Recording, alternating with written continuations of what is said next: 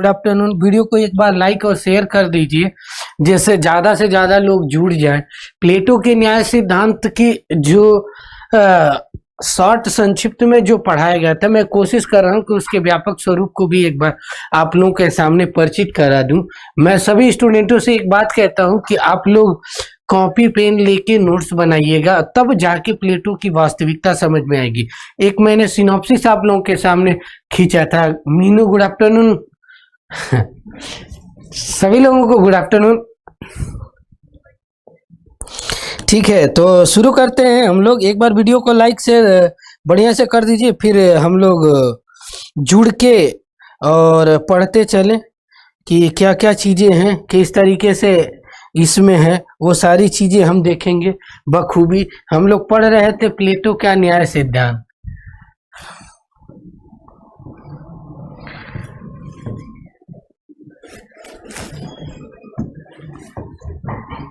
प्लेटो का न्याय सिद्धांत, न्याय सिद्धांत हम लोग पढ़ रहे थे प्लेटो के न्याय सिद्धांत।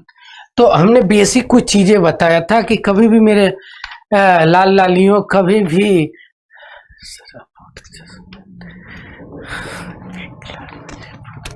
Thank you Meenu. मैं कोशिश करता हूँ अच्छा पढ़ा ले जाऊँ, आप लोगों का प्यार है। आप लोग अच्छे तरीके से जो पढ़ने वाले हैं वही देखो, जो मेरी क्लास उनको ज़्यादा अच्छी लगी, जो सीरियस होके पढ़ना चाहते हैं और एक एक चीज़ अच्छे तरीके से समझते हैं। जो आज की दुनिया हो गई है ऑब्जेक्टिव वाली चीज़ों का कि 2 मिनट में सारे चीज़ें कंप्लीट, उन्हें नहीं समझ में आएगा। वो उनको समझ में ज़्यादा अच्छे से आएगा जो किसी भी विषय वस्तु को मर्मज्ञता से समझना चाहते हैं। ठीक है, कुछ लोगों के नाम फेमस हो जाते हैं तो उन्हें आदमी न चाहते हुए भी सर्च करता है। हम लोग अभी कम समय में शुरू किए हैं, लेकिन अच्छी खासे लोग जुड़ चुके हैं। तो हमारी कोशिश यही रहती है कि जो किसी भी विषय वस्तु की मर्मज्ञता से जो भाव रहता है, उन विषय वस्तुओं को सही तरीके से समझाएं। क्योंकि आज यूट्यूब की दुनिया में 5 मिनट से लेकर 25 मिनट में मारते हैं लोग कि प्लेटो के न्याय सिद्धांत की खत्म कर देते हैं। उसके हर पक्ष का जस्टिस तो करके बता यार। लड़के को जो भी पढ़ाओ ऐसे पढ़ाओ कि उसके बाद लगे कि एक चीज कह दे कि नहीं परफेक्ट मिल गया, अब कुछ नहीं छूटा। तो उसी के दृष्टिकोण से थोड़ा समय लेकर अच्छी चीजों के लिए थोड़ा सा पैसेंस रखना पड़ता है, समझना पड़ता है, तभी चलेगा। हम लोगों ने कल इसमें क्या क्या पढ़ा दिया था, तो हम लोग भूमिका समझ गए थे, इस चैप्टर का, इस टॉपिक की भूमिका समझ गए थे।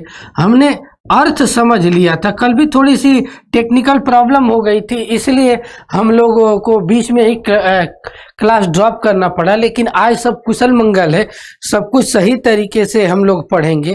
तो हम लोग अर्थ के बारे में समझ रहे थे कि अर्थ क्या होता है। शायद जितने लोग हैं, प्रवीण, मीनू, आरती रहती हैं, सारे लोग, आप लोग इस चीज़ों को समझ रहे होंगे कि क्या क्या चीज़ें थी। तो देखो, हम लोग अर्थ समझ रहे थे कि आखिर अर्थ क्या है, न्याय का अर्थ क्या है। क्योंकि जो व्यक्ति न्याय का अर्थ समझ लेता है वह न्याय की वास्तविक सिद्धांत को इम्प्लीमेंट कर लेता है।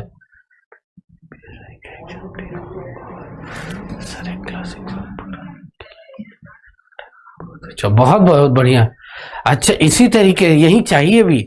आप कोई भी टीचर पढ़ो, मैं ये नहीं कहता हूं कि आप एग्जामपुर से ही पढ़ो, मैं हमेशा निष्पक्ष बोलता हूं।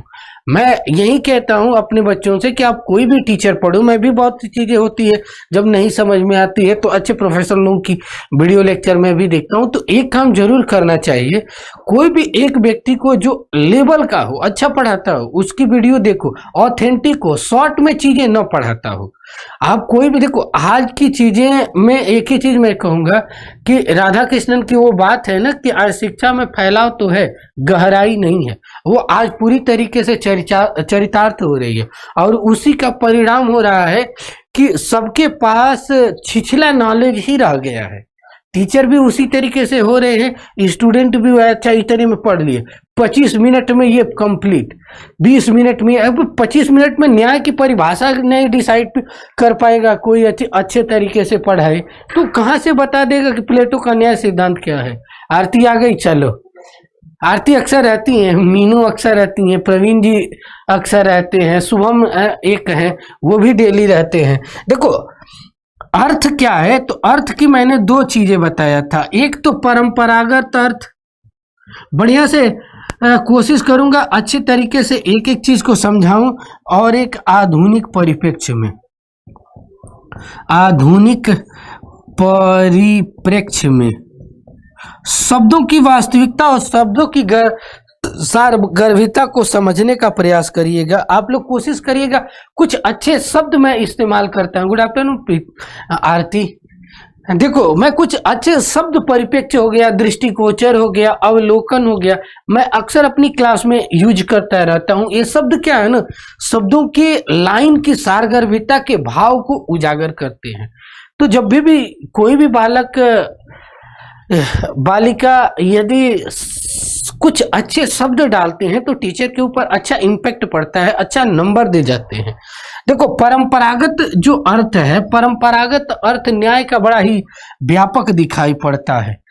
यानी देखा जाए न्याय का कम से कम अर्थ यदि हम यहां से समझे अर्थ, तो दो हमने कहा था,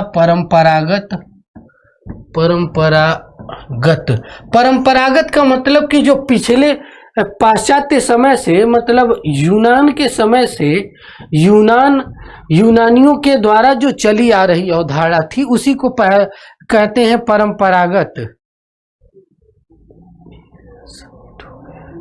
अच्छा, अर्थ समय हो गया है।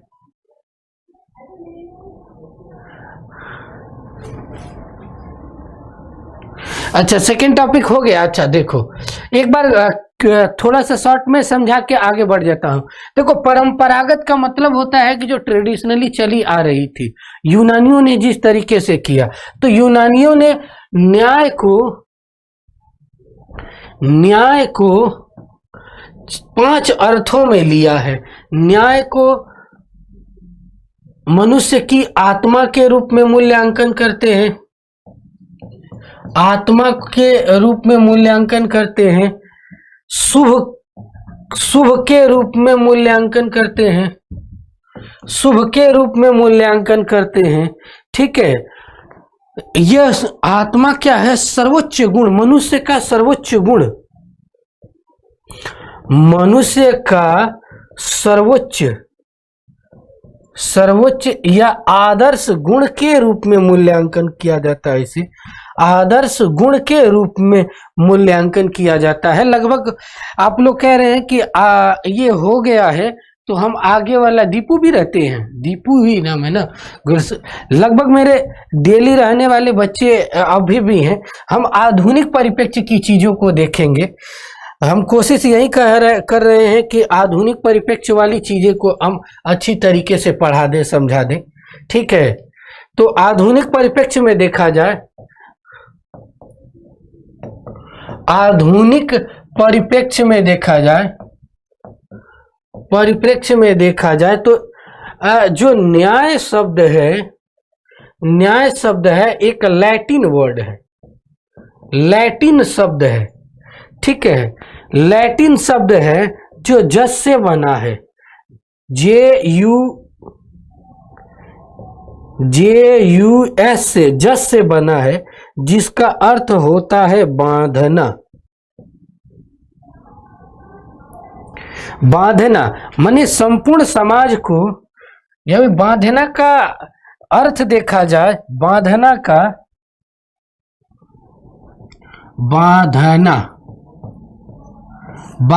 का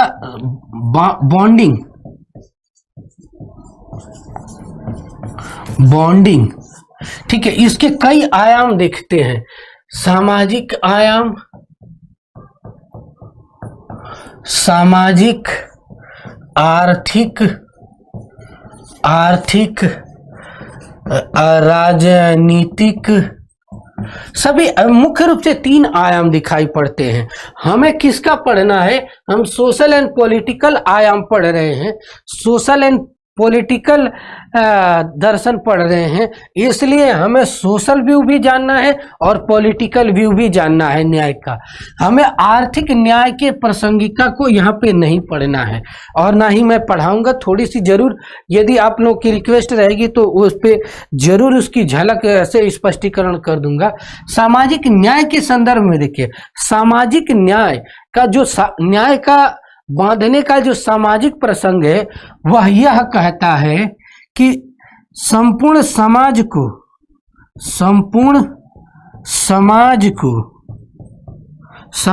को नैतिकता के आधार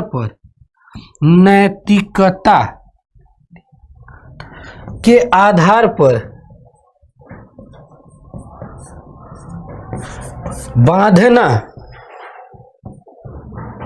बांधना या जोड़ना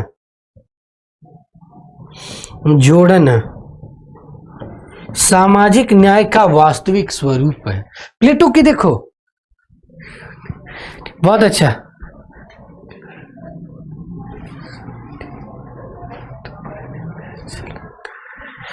मैं कोशिश ही इतनी अच्छी तरीके से हर चीज देखो, एक ना मैं भी बहुत सी चीजें देखता हूँ। अच्छे दो तरीके के बच्चे होते हैं, एक होते हैं कि काम के मैटर मिले आराम से नोट करते हैं, अच्छा मूल्यांकन फीडबैक देते हैं, वो वाकई उससे टीचर भी अप्रिशिएट होता है और बच्चों को ज्ञानवर्धक के लिए और प्रेरित करता है कि नहीं इन्हें कुछ अच्छा दे दिया जाए।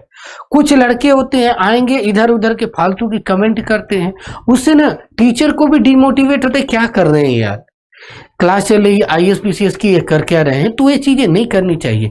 आप लोग सही होंगे तो ये लव भी ऑटोमेटिक सही हो जाएगी। आप ही के ऊपर हम सब निर्भर है। यानी देखिए संपूर्ण समाज के नैतिक आधार के ऊपर जो जोड़ना ये क्या कहलाता है, सामाजिक न्याय कहलाता है। यानी कहने का मतलब कि न्याय क्या है, तो न्याय एक प्रकार का ऐसा बॉन्डिंग है, एक ऐसा बंधन है जो संपूर्ण समाज को क्या करता है, एक सूत्र में जोड़ने का कार्य करता है, एक सूत्र में बांधने का कार्य करता है। यही नैतिकता के आधार पर जोड़ने का कार्य करता है। अब देखिए हम नैतिकता को, तो नैतिकता की व्याख्या बड़ी हम सूक्ष्मता से अन्य लेक्चर में किए हैं। आप वहां से नैतिकता की परिभाषा समझेंगे तो बहुत ही सारगर्भित रूप में सामाजिक न्याय की वास्तविकता समझ में आएगी। राजनीतिक परिप्रेक्ष्य में भी देखा जाए तो राजनीतिक परिप्रेक्ष्य में न्याय की अवधारणा देखी जाए, एक ऐसा न्याय हो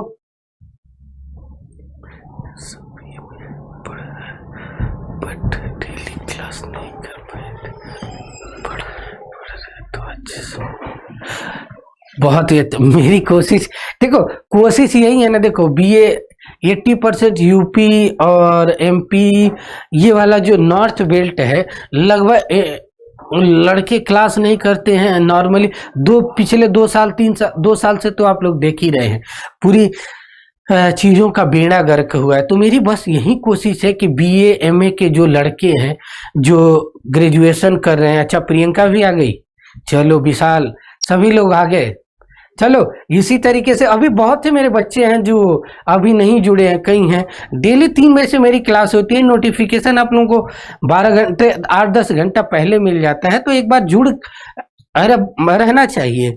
ठीक, देखो कहने का मतलब यही है कि बॉन्डिंग न्याय में एक प्रकार की जो बांधने की दृष्टिकोण होता है उसे हमें समझना होगा।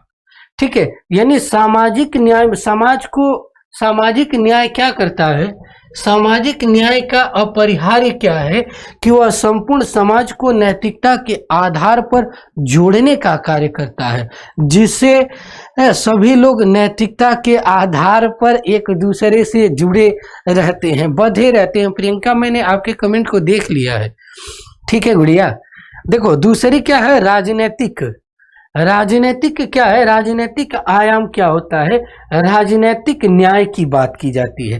राजनीतिक न्याय का मतलब कि समाज में ऐसी न्याय व्यवस्था हो जिसमें राजा से लेकर हर वर्ग, पुरोहित, सैनिक, अन्य वर्ग भी सही तरीके से क्रियान्वित होकर अपने जीवन यापन, अपने अधिकार के लिए बोल सके, लड़ सके। देखो मैंने कहा था ना कि यहीं से सारी विचार धाराएं उत्पन्न हुई है। इसी सामाजिक के वास्तविक संदर्भता को वास्तविक रूप से मूल्यांकन करने में सोशियोलॉजी का जन्म हुआ, जिसे हम समाज शास्त्र कहते हैं। देखो यहीं से मैं सबकी उत्पत्ति बता दूंगा। मैंने कहा था ना कि वास्तविक रूप से पाश्चात्य जगत में दो ही फिलोसोफर हुए हैं, ठीक है, प्लेटो और अरस्तु। सब तो उसी की अवधारणाओं को टिप्पणी पाद है, कुछ नहीं है। यानी इसी सामाजिक संपूर्ण समाज के नैतिक आधार पर जोड़ने की प्रासंगिकता का एनालिसिस करने में ही सोशियोलॉजी का जन्म हुआ। बधाई हो, समाज शास्त्र का जन्म हुआ है। देखो यहीं से सोशियोलॉजी उत्पन्न होती है, सामाजिक न्याय के प्रसंगता में। ये राजनीतिक न्याय को वास्तविक रूप से मूल्यांकन करने में, राजनीतिक न्याय की वास्तविक परिभाषा और वास्तविकता, यानी वास्तविक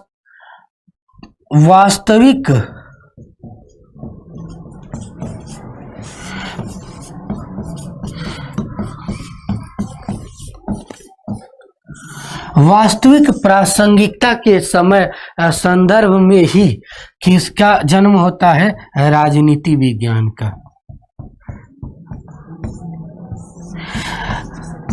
आप लोगों में से जो लड़के देख रहे हैं या देखेंगे, उन्हें को मैं एक चीज जरूर बताना चाहता हूं कि आप लोग जब भी पढ़ेंगे, पॉलिटिकल साइंस पढ़ेंगे, वेस्टर्न थिंकर पढ़ेंगे, तो आपको कहीं ना कहीं प्लेटो से ही आपको शुभारंभ करना होगा। प्लेटो का ही वह दृष्टिकोण है जहां से पाश्चात्य जगत में हर चीजें मिली। कहने का तात्पर्य यही है कि आप राजनीतिक, देखिए एक न्याय की अवधारणा, यानी प्लेटो के सिद्धांत, प्लेटो के न्याय सिद्धांत ने देखिए कितने सब्जेक्टों का जन्म दिया, कितने विषय वस्तुओं की नई नई श्रृंखला खोल दिया। ठीक है, अब इन पे हम बात करने चले तो महीनों लग जाएंगे। हमारी बस यही कोशिश है कि मैंने कहा था कि आपको मैं बताऊंगा कि न्याय सिद्धांत से कई सब्जेक्ट निकल के आए। तो देखिए किस तरीके से ये सब्जेक्ट निकल के आए।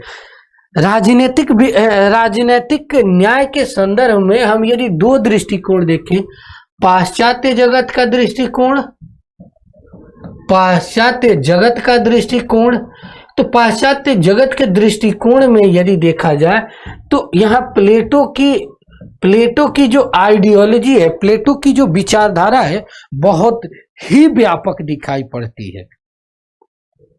बहुत व्यापक होने का मतलब कि एक ऐसी दृष्टिकोण दिखाई पड़ती है जहां पर समाज में राजा कैसा होना चाहिए, प्रजा कैसी होगी, समाज में राजा और प्रजा के जो संबंध कैसे होने चाहिए, राजा किन किन गुणों से संपन्न होना चाहिए, इसके संदर्भ में प्लेटो कहते हैं कि राजा क्या होना चाहिए? राजा क्या होना चाहिए? दार्शनिक होना चाहिए। राजा दार्शनिक होना चाहिए। दार्शनिक राजा होगा तो उसके अंदर तीन गुण होगा। पहला, विशेष रूप से देखने की नजरिया होगा। विशेष रूप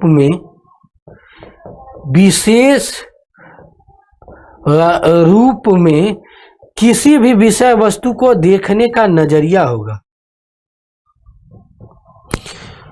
विषय वस्तु को देखने का नजरिया होगा। दूसरी चीज उसका क्या गुण होगा? उसे आलोचना सहने की भी शक्ति होगी। आलोचना सहने की भी शक्ति होगी।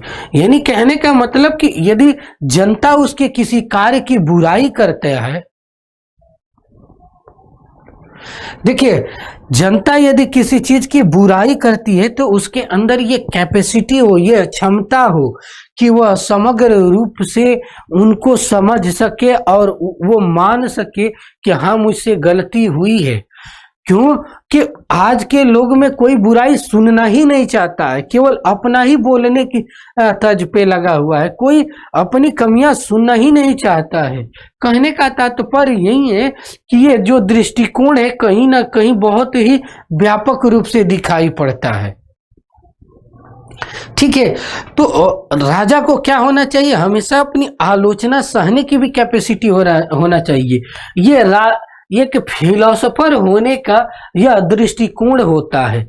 तीसरा गुण होता है जो हर व्यक्ति में मैं कहता हूं कि ये एक फिलोसोफर का एक गुण आप सभी लोग अपने अंदर धारण करिए, आपके जीवन की 80% समस्याएं खत्म हो जाएंगी। फिलोसोफर बनने की एक गुण है, आप उसको केवल एक्सेप्ट कर लेते हैं तो जीवन की लगभग आपकी 80% समस्याएं खत्म हो जाएगी। वह समस्या, वह चीज जानते हैं क्या है? वह चीज ये है, वर्तमान, देखिए मैं थोड़ी सी इसे रफ करना चाहूंगा और उसके बाद चीजें बताना का प्रयास करूंगा। वह दार्शनिक गुण की वह चीज कौन सी है जिससे आपकी 80% समस्याएं समाप्त हो जाएंगी? तो वर्तमान परिदृश्य की, वर्तमान देख के बताइएगा कि है कि नहीं, आपका आत्मा कहेगी कि नहीं this is a right things. वर्तमान परिदृश्य की आवश्यकता के अनुरूप, आवश्यकता के अनुरूप तर्क एवं विश्लेषण के आधार पर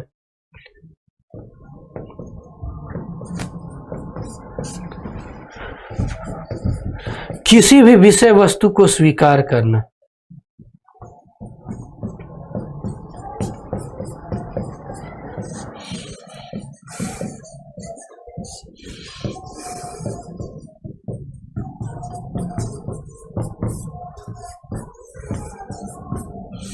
कहने का तात्पर्य यही है कि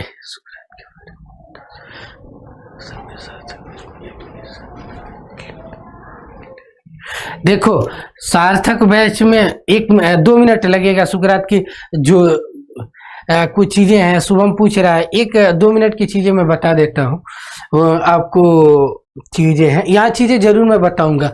लगभग आपको एक काम करते हैं, मैं इन चीज को बता लेता हूं, उसके बाद शुभम बताता हूं तुझे। देखो, वर्तमान परिदृश्य के ये सभी से मैं चाहता हूं, आने वाली सभी पीढ़ी से चाहता हूं कि ये नजरिया, फिलॉसफी क्या है? फिलॉसफी एक प्रकार का नजरिया है जो डिसाइड करती है कि आप किसी भी विषय वस्तु को किस तरीके से देखते हैं। तो फिलॉसफर बनने की एक वास्तविक गुण है, जब तक ये गुण को पकड़ेंगे नहीं तब तक ये गुण दोनों आपके अंदर आएगा नहीं। यानी कहने का तात्पर्य है कि यदि आप फिलॉसफर बनना चाहते हैं तो आपके अंतर्गत ये गुण होना 99-100% की प्रासंगिकता मांगता है। जब तक आप किसी भी विषय वस्तु को वर्तमान परिदृश्य की आवश्यकता के अनुरूप और तर्क वितर्क विश्लेषण के आधार पर यदि नहीं देखते हैं, नहीं समझते हैं, तब तक आप फिलोसोफर बन ही नहीं सकते हैं। और जिस दिन से आपके अंदर ये गुण आ गया, मैं गारंटी दे रहा हूं कि आपकी 99% समस्याएं ऑटोमेटिक खत्म हो जाएंगी। धर्म से संबंधित जितनी भी समस्याएं हो, समाज से संबंधित जितनी समस्याएं हैं, आपके जीवन से जितनी समस्याएं हैं, वो तो 100% समाप्त हो जाएगी। यानी कहने का मतलब कि सामाजिक, राजनीतिक, धार्मिक जीवन के ये 3 अभिन्न अंग हैं। इन समस्याओं का समाधान केवल और केवल एक मूल मंत्र से मिल सकता है। केवल और केवल एक गुण को धारण करने से उस समस्या का समापन हो जाएगा और उस समस्या का निदान में यह रामबाण की दवा कार्य करेगी। क्या आप लोगों को लगता है कि यह गलत है? तो आप कमेंट करके बखूबी बताएं कि नहीं यह गलत लगता है। 100% मेरा जहां तक दृष्टिकोण है, आपके सामाजिक, आर्थिक, राजनीतिक सभी पहलुओं का ट्राई करो। ठीक है, मैं सारी पीढ़ी से कहता हूं, आप यूपीएससी की तैयारी, किसी भी कंपटीशन की चीजों की तैयारी करें, आप लोगों को ये चीज 100% एक चीज समझ लीजिए ना कि जीवन की ये ऐसी मंत्र है, गुरु मंत्र है कि आपके हर लगभग व्यवहारिक समस्याओं का निदान प्रदान कर देगी। आप जिंदगी के कितनी भी मुसीबत में रहेंगे ना, एक बार हंसते रहेंगे, कभी ये नहीं कहेंगे कि इस समस्या का समाधान नहीं निकल पा रहा है। चाइना जैसे देखो, हम लोग इन चीजों को इम्प्लीमेंट नहीं करते हैं। चाइना जैसे शहर देशों में होता क्या है कि जिस तरीके से साइकोलॉजी की टीचर और वो रखे जाते हैं मनोविज्ञान का निदान करने के लिए, उसी तरीके से आज इस चीज को चाइना समझता है कि जिस चीज का साइकोलॉजी निदान नहीं कर सकती है, जिस चीज का निदान योगा नहीं कर सकता है, उन सभी समस्याओं का निदान फिलॉसफी के पास है। ये फिलॉसफी को व्यवहारिक बैकग्राउंड में, मतलब व्यवहारिक लेवल पर उतार के और लोगों की समस्याओं के लिए काउंसलिंग सेंटर खोले जाते हैं। ठीक है, philosophically how to control social, religious, economical, political problem, तो इसके अंतर्गत है। और वो कुछ नहीं कर रहे हैं, इसी चीज को लोगों में समझा रहे हैं। और देखो आज विश्व की सबसे बड़ी अर्थव्यवस्था के तरफ बढ़ रहा है। अमेरिका के बाद सबसे अधिक किसी की जीडीपी कंट्रीब्यूशन है, हर चीज है, तो वह यही है। आखिर हम क्यों नहीं? हमने ही हर चीज दिया, हमने ही फिलॉसफी के इस आयाम को, मैं नहीं, हमारे देश ने, हमारी ऋषि मुनि परंपरा ने इस चीज को दिया और हम लोग ही नहीं स्वीकार किए। हमारी सबसे बड़ी समस्या है ना।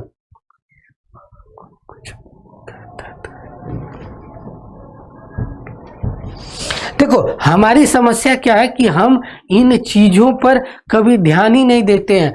हम अपनी घर की चीजों पर विश्वास ही नहीं करते हैं। यदि कोई बाहर की चीज कहता है ये चीज है ना, हम तुरंत एक्सेप्ट कर लेते हैं।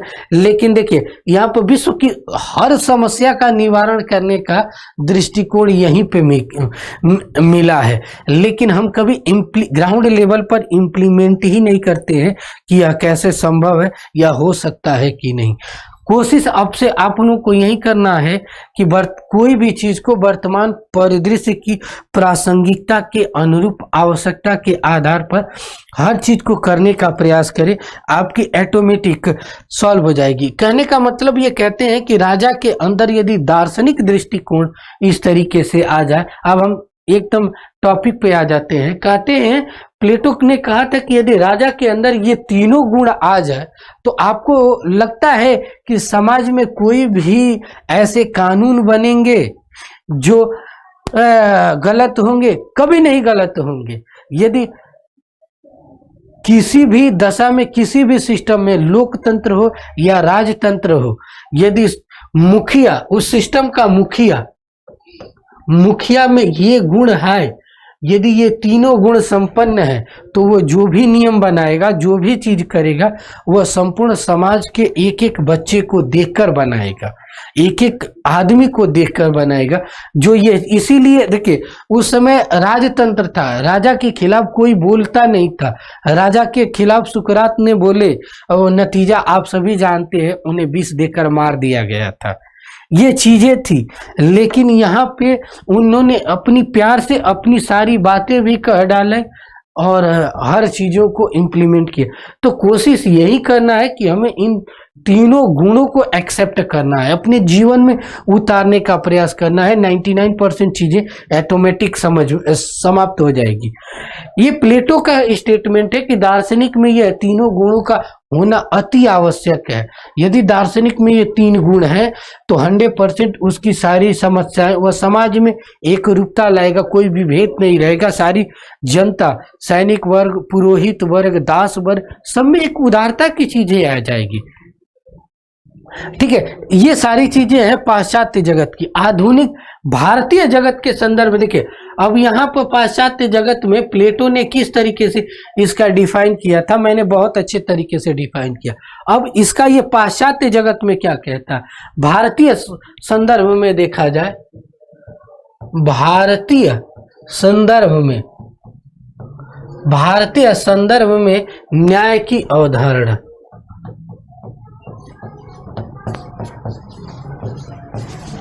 न्याय की अवधारणा भारतीय संदर्भ में देखा जाए तो यहाँ पे दो दिखाई पड़ता है। एक तो पाश्चात्य समय में, जहां कौटिल्य का नाम आप लोग बहुत बढ़िया से सुना होगा। कौटिल्य या चाणक्य का फेमस नाम बताते हैं, चाणक्य का। चाणक्य का नाम बहुत सुने होंगे। चाणक्य नीति क्या कहती है, ये चीजें तो आप जानते होंगे कि चाणक्य नीति थी। चाणक्य नीति किस तरीके से कार्य करती है, वहां पे भी न्याय के इसी स्वरूप का वर्णन दिखाई पड़ता है। न्याय के इसी स्वरूप का वर्णन दिखाई पड़ता है। जबकि आधुनिक परिप्रेक्ष्य में देखा जाए, आधुनिक परिप्रेक्ष्य में देखा जाए तो महात्मा गांधी यानी एम.के. गांधी जी एक बहुत बढ़िया बात कहते थे। गांधी का दृष्टिकोण न्याय के संदर्भ में बड़ा व्यापक और उत्कृष्ट दिखाई पड़ता है। कुछ लोग गांधी को गलत कह देते हैं। गांधी को जो लोग गलत कहते हैं कि गांधी ऐसे थे, गांधी बुरे थे, गांधी वो थे, मैं उनसे एक ही चीज कहूंगा, हाथ जोड़ के कहूंगा, ठीक है, कि गांधी जी, एक सेकेंड सुबह मैं तुझे जरूर बताऊंगा, 1 मिनट का समय दे दे। ये टॉपिक की थोड़ी सी चीज है, अर्थ कंप्लीट करता हूं, उसके बाद बताता हूं कि एडमिशन कैसे लोगे, तुम्हें एक्स्ट्रा डिस्काउंट कैसे मिलेगा, हर चीज बताऊंगा मेरे लाल। 2 मिनट रुक जाओ। कहने का मतलब है कि आर्थिक परिप्रेक्ष्य, आधुनिक परिप्रेक्ष्य में गांधी ने कहा था कि धर्म का राजनीतिकरण मत करो।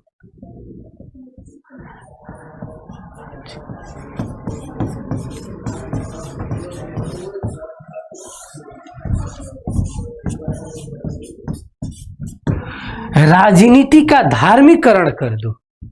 राजनीति का क्या करो, धार्मिकरण कर दो, ऑटोमेटिक सारी चीजें सुधर जाएगी। ये गांधी का न्याय के संदर्भ में दृष्टिकोण था। ठीक है, तो इन विषय वस्तुओं को समझना। शुभम, अब तुम्हें मैं बता देता हूं, देखो फिलॉसफी पढ़ना चाहता है 7827606153 पे बात कर ले, उसे भी पूरी डिटेल्स मिल जाएगी। अब देखो, गांधी ने हमेशा कहा करते थे, ठीक है, गांधी हमेशा कहा करते थे कि धर्म का राजनीतिकरण मत करो। आज के परिप्रेक्ष्य में क्या है, हाँ हमें मिलेंगे, ठीक है, धर्म का राजनीतिकरण मत करो। धर्म का राजनीतिकरण करोगे तो बेड़ा गर्क होगा। और आप लोग बखूबी इतने लेवल के मेरे बच्चे हैं, आज देख रहे हैं कि समाज में केवल और केवल धर्म का राजनीतिकरण ही किया जा रहा है। और जितनी भी लगभग सारी पार्टियां, कोई पार्टियां धुली नहीं है। कोई भी पार्टी हो, क्षेत्रीय पार्टी हो, राष्ट्रीय पार्टी है, सभी धर्म का राजनीतिकरण करके ही अपनी रोटी सेक रहे हैं। कहीं ना कहीं समाज में सबसे बड़ा आज विसंगति का स्वरूप दिखाई पड़ रहा है।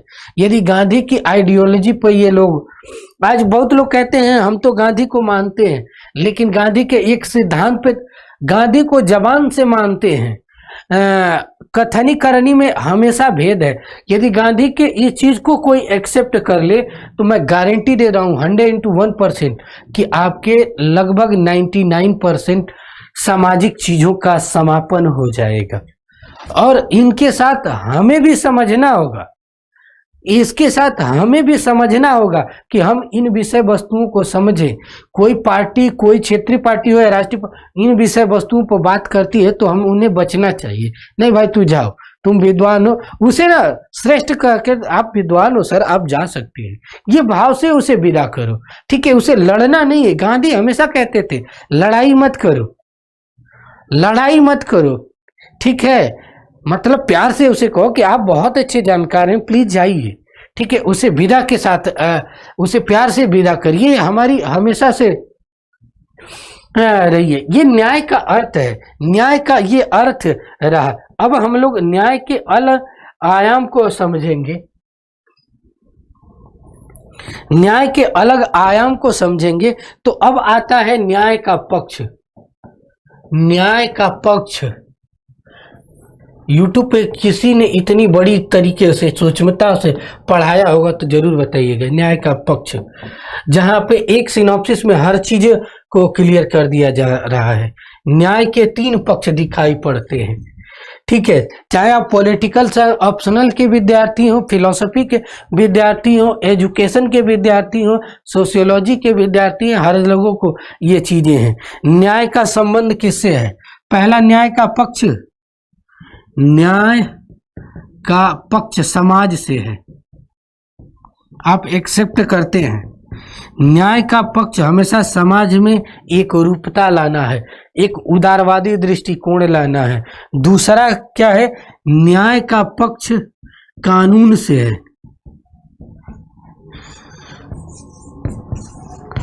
आप हमेशा कहते हैं ना कि ये देश में सब बुरे हैं, लेकिन फिर भी माननीय सुप्रीम कोर्ट जैसी संस्था के ऊपर हमारा विश्वास है कि हम तुम्हें कोर्ट में देख लेंगे। यहाँ सब करप्टेड है, उसके बावजूद भी हम कहते हैं कि हम कोर्ट में देख लेंगे, कोर्ट में हमें जरूर न्याय मिलेगा। कोर्ट किस लिए है? तो कोर्ट हमें न्याय दिलाने का कार्य करता है। तो न्याय का एक पक्ष क्या है? कानून से है, जो लॉ एंड ऑर्डर को मेंटेन करते हुए निष्पक्ष निर्णय देता है।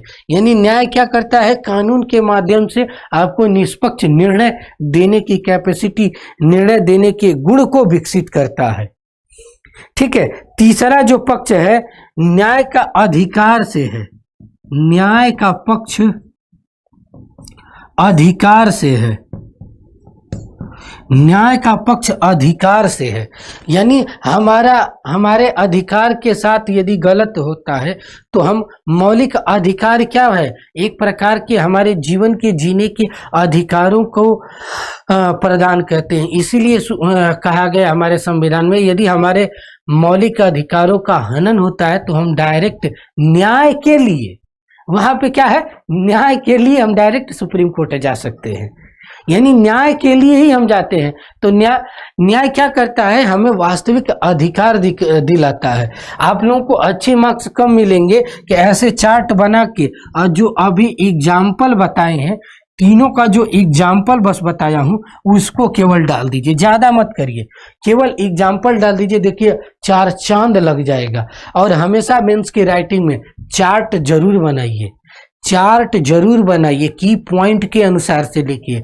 कथा कहानी बंद हो गया है, कथा कहानी का दौर चला गया है, की पॉइंट के माध्यम से, इस चार्ट के माध्यम से लिखिए, ऑटोमेटिक नंबर ज्यादा मिलेंगे। न चाहते हुए नंबर आदमी के हाथ से फिसलता ही है, ठीक है। कहने का तात्पर्य यही है। अब देखो, न्याय की 2 चीजें हैं, न्याय की विशेषता क्या है और न्याय की धारणा क्या है। 2 चीज दिखाई। अभी देखो न्याय में क्या क्या चीजें हमें पढ़ना है। न्याय के अंतर्गत ये मेरे को देखो सिनॉप्सिस बनाया हूं। मैं हमेशा कहता हूं अपने स्टूडेंटों से कि प्लीज आप सिनॉप्सिस बना के पढ़िए, मेहनत एक बार करिए, फल उसका हमेशा लीजिए, ठीक है। देखो अभी हम लोग भूमिका पढ़ा, अर्थ पढ़ा, पक्ष पढ़ा, धारणा पढ़े, उसके बाद न्याय की विशेषता पढ़ेंगे, उसके बाद न्याय के प्रकार पढ़ेंगे, न्याय की आलोचना भी करेंगे, क्योंकि एक दार्शनिक होने के नाते हमें यह भी दिखता है कि प्लेटो के सिद्धांत में न्याय में कुछ ना कुछ कमियां जरूर हैं। तो हम उन कमियों को भी जांच करेंगे, देखेंगे कि आखिर कहाँ प्लेटो का न्याय सिद्धांत गलत है। उसके बाद महत्व समझेंगे कि प्लेटो के न्याय सिद्धांत ने किन किन चीजों का वर्णन किया, किन किन का विकास किया, उसके बाद तब निष्कर्ष पर पहुंचेंगे। ये एक मॉडल आंसर, परफेक्ट आंसर की खूबियां होती हैं। यदि प्लेटो के न्याय सिद्धांत का समग्रता में विवेचन करना है तो हमें किन किन चीजों का लिखना होगा, हमें भूमिका लिखनी होगी, हमें न्याय का अर्थ बतलाना होगा, या हमें न्याय का पक्ष बतलाना होगा, हमें न्याय से संबंधित धारणा को बतलानी होगी। देखो इसी नोट्स को बनाने के लिए ही मैं आधार बता रहा हूं सभी लोगों को, राज वर्मा, सभी लोग, मेरे जितने भी स्टूडेंट हैं।